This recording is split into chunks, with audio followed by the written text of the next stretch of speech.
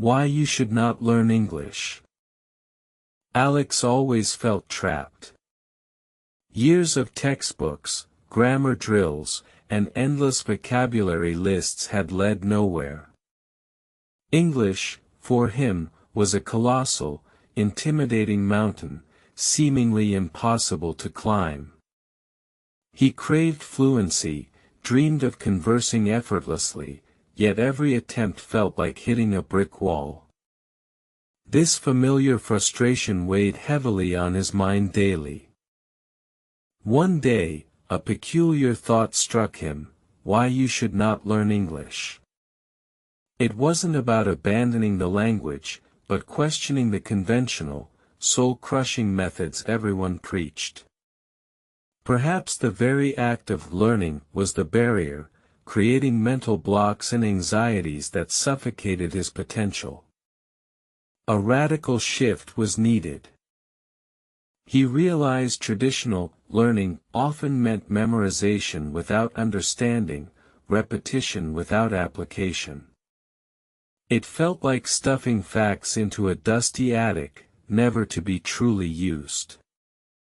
Instead, he decided to unlearn, to dismantle the rigid structures he'd built around English, opening his mind to a different, more organic path forward. The first step was to stop thinking of English as a school subject and start viewing it as a living, breathing entity. He decided not to learn, but to acquire, just as he had acquired his native tongue years ago. This meant a shift in mindset, from obligation to curious exploration, from pressure to playfulness. How to improve your English then, without traditional learning? Alex started with the most basic, yet profoundly powerful, technique: listening. He immersed himself. Podcasts, songs, simple dialogues, anything that provided authentic exposure became his daily companion. He wasn't analyzing, he was simply absorbing sounds and rhythms. His old approach focused on perfect pronunciation from the start, which stifled him. Now, he understood the power of starting step-by-step talking. Even a single word, spoken aloud, was a victory. He began with short phrases, simple greetings, tiny declarations to himself, building a foundation one brick at a time. The mirror became his first, most patient audience. How to talk at home to yourself. He described his actions: I am drinking water, I am opening the book. He narrated his day, whispered his thoughts, even argued with himself in English.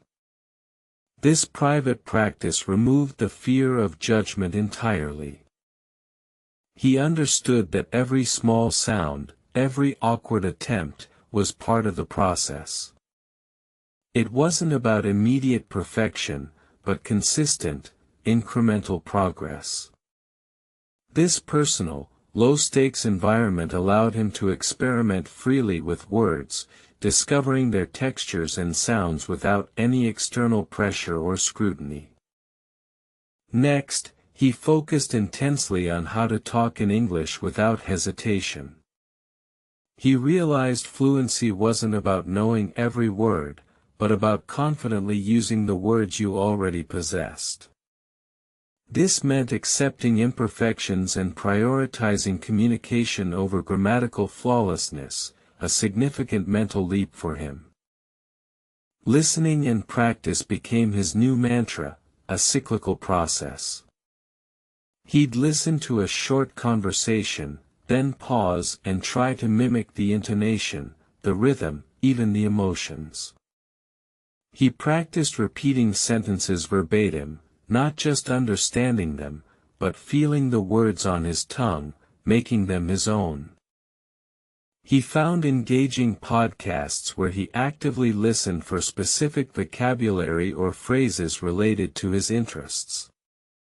Then, during his solo speaking practice, he would consciously attempt to integrate these newly heard expressions into his own self-talk, solidifying them in his active memory. This iterative approach, listen and practice repeatedly, ingrained patterns naturally. It was like learning a song. You don't just read the notes, you listen, you hum, you try to sing along until the melody and lyrics become second nature, effortlessly flowing from your mouth. His confidence grew incrementally. Every time he successfully formed a sentence, even to himself, a tiny spark ignited. He stopped correcting himself mid-sentence and instead focused on completing the thought, allowing mistakes to be stepping stones, not roadblocks, on his linguistic journey. The way of learning English shifted from a structured curriculum to an organic exploration. He watched English movies with subtitles, then without. He read simple articles, then more complex ones.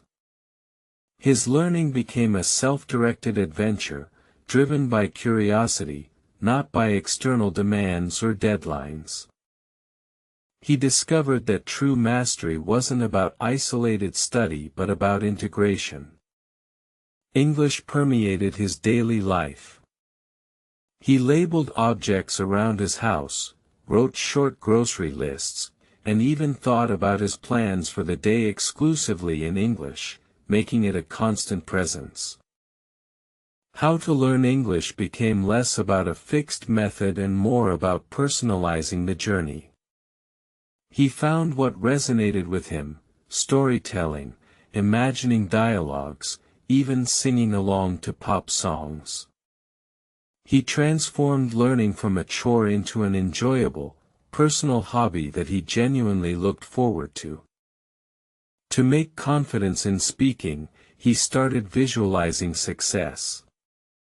Before even attempting to speak to others, he'd mentally rehearse conversations.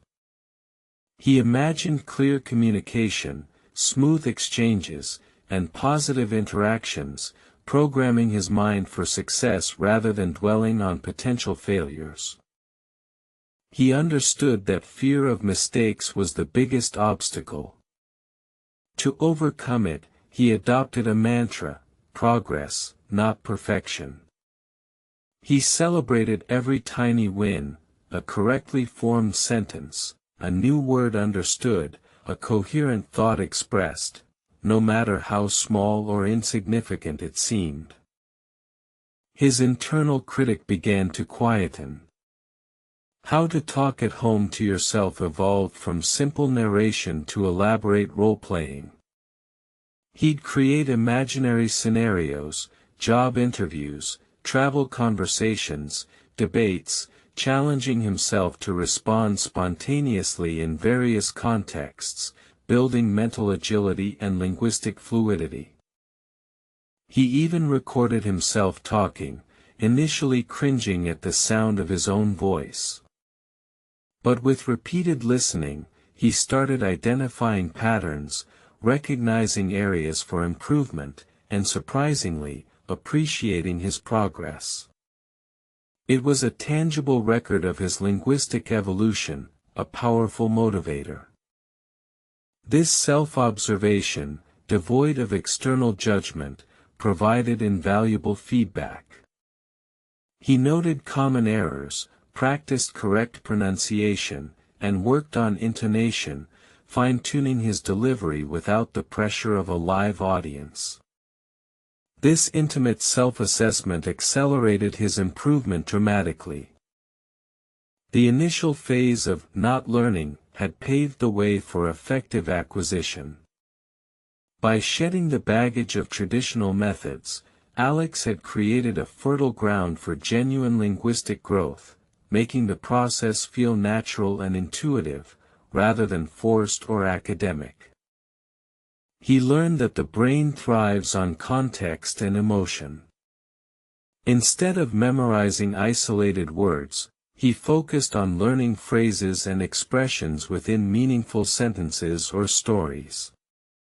This gave words life and made them stick far more effectively than any flashcard ever could. His vocabulary expanded organically, not through painful drills, but by encountering words in engaging contexts and actively attempting to use them. He understood that passive recognition was only half the battle, active production was the key to true retention and fluency. He also embraced the power of making mistakes. Each error was a lesson, a signpost guiding him toward correct usage. He reframed mistakes as opportunities for learning, rather than as failures to be avoided, transforming his entire attitude toward speaking English.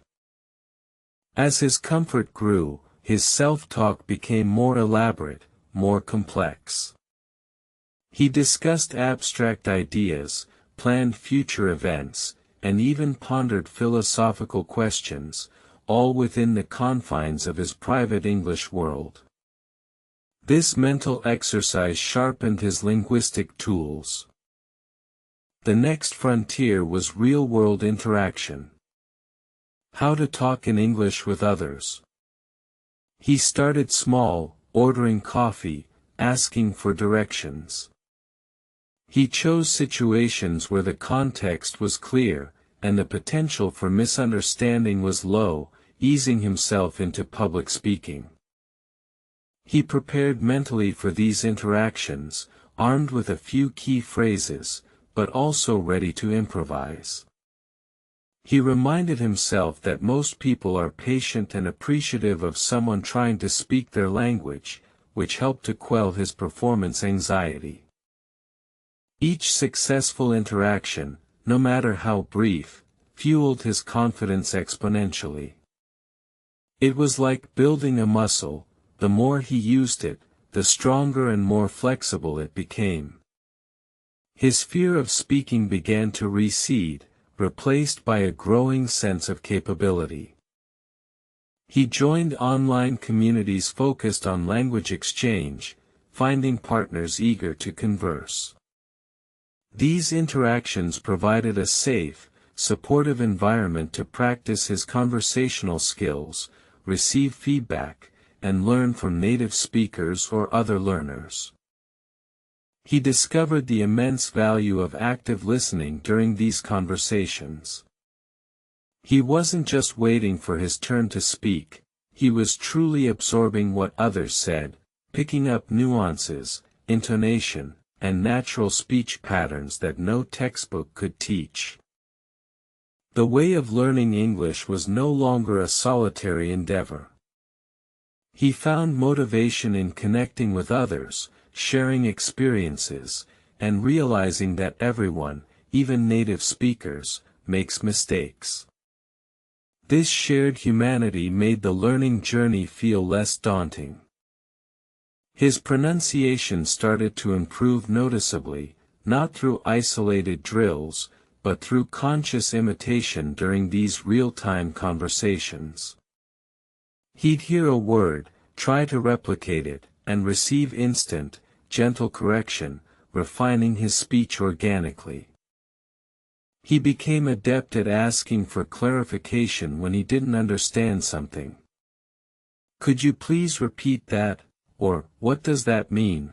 became powerful tools, demonstrating his commitment to understanding and facilitating smoother communication.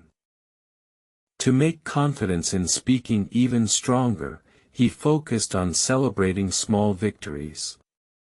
Successfully telling a short story, participating in a brief debate, or simply holding a coherent conversation for more than 5 minutes became milestones. He also embraced the concept of productive struggle. When he found himself unable to articulate a thought, he wouldn't give up. He'd try alternative phrasing, simpler words, or even hand gestures, pushing himself to communicate despite linguistic limitations. This persistence taught him resilience. He learned that fluency wasn't about avoiding difficulty but about navigating it effectively. Every struggle was an opportunity to grow, to find new ways to express himself and convey his intended message. His fear of making mistakes transformed into an eagerness to learn from them.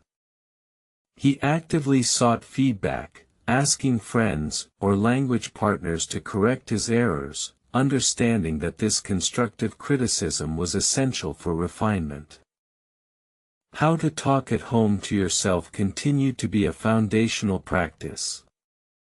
It was his daily warm-up, his mental rehearsal space, where he could experiment without pressure before engaging in public conversations, solidifying new vocabulary and structures.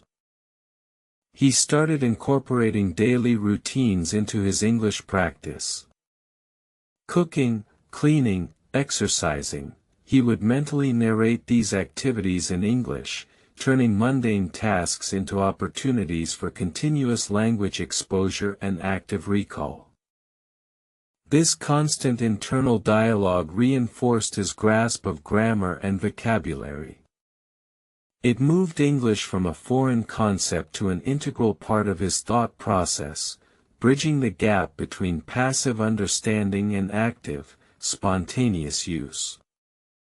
The listen and practice cycle intensified.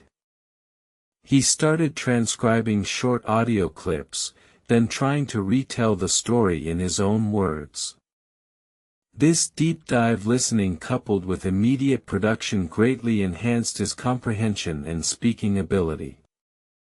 He experimented with different accents, not to mimic them perfectly, but to broaden his understanding of spoken English across various regions. This diversity and exposure made him a more adaptable and confident listener, prepared for different speakers. He recognized that fluency was not a destination but a continuous journey of improvement. There was always more to learn, new nuances to grasp, and different expressions to master, making the process exciting rather than overwhelming. How to improve your English became less about a rigid curriculum and more about creating an English-rich environment around himself. His phone, computer, and even his inner monologue became conduits for constant English immersion. He utilized every opportunity. Reading English news, commenting on English social media posts, even playing video games with English voiceovers, he absorbed the language from every possible source, turning the world into his classroom. His confidence in speaking English soared. The shy, hesitant Alex was replaced by someone who genuinely enjoyed the challenge of communication, embracing opportunities to express himself, even if imperfectly, with enthusiasm and determination. He learned that true confidence came not from innate talent, but from consistent effort and a willingness to be vulnerable.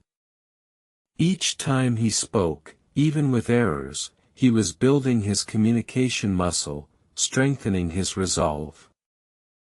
The initial idea, why you should not learn English, had come full circle. It wasn't about rejecting the language, but rejecting the ineffective, fear-inducing methods that made learning feel like a burden. He embraced natural acquisition instead. He discovered that English wasn't something to be learned and then applied, but rather something to be experienced, lived, and integrated into daily existence. It became a tool for connection, a key to new worlds, and a source of immense personal growth. His journey proved that true fluency doesn't come from textbooks or rote memorization, but from active engagement, consistent practice, and a fearless willingness to make mistakes. It's about building a relationship with the language. Today, Alex speaks English with a natural ease that once seemed impossible. His story is a testament to the power of shifting perspective, of abandoning outdated methods, and embracing an organic, confidence-driven approach to language acquisition. So, forget the old ways. Stop learning English in the traditional sense. Instead, start living it, breathing it, and practicing it, step by step, confidently, and you too will unlock your true English voice. Your amazing journey awaits now.